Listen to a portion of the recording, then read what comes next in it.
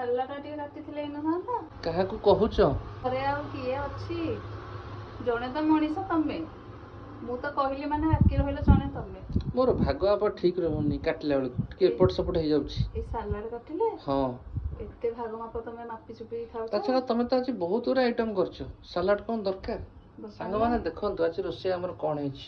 ଧଳା ଭାତ, ହଳଦିଆ ଡାଲି, ନାଲିଆ ଟମାଟୋ ଖଟା, ବାଡ଼ି ଚୁରା, ଏଟା ବଡି ନୁହେଁ ବାଡ଼ି ଚୁରା, ଇଏ ଝୁଡୁଙ୍ଗ ବାଇଗଣ ଭଜା, କଲରା ଆଳୁ ଚିପ୍ସ, ଆଳୁ ଭର୍ତ୍ତା।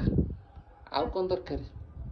ସାଲାଡ ଟିକେ ଦରକାର, ଟିକେ ଲେମ୍ବୁ ପାଗ ପାଣି ଟିକେ ଦରକାର, କେତେ କଣ ଦରକାର? ଆହୁରି ଦରକାର? ଦରକାର ହେଲେ ବହୁତ କିଛି ଦରକାର ଅଛି। ପାମ୍ପଡ଼ ଟିକେ ଦରକାର? ନା ହେତିକି ଷ୍ଟପ୍।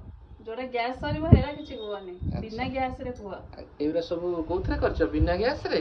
ତ ନିହାତି କରିବାକୁ ପଡିବ ଆଉ, ଖାଇବାକୁ ଟିକେ 2-4 ପ୍ରକାର ଖାଇବ ନା। 6 ପ୍ରକାର ଖାଇପାରିବନି କିନ୍ତୁ 4 ପ୍ରକାର ତ ଖାଇପାରିବ। ଠିକ ଅଛି ହେଲା, ହଉ ଧରିକି ଚାଲ।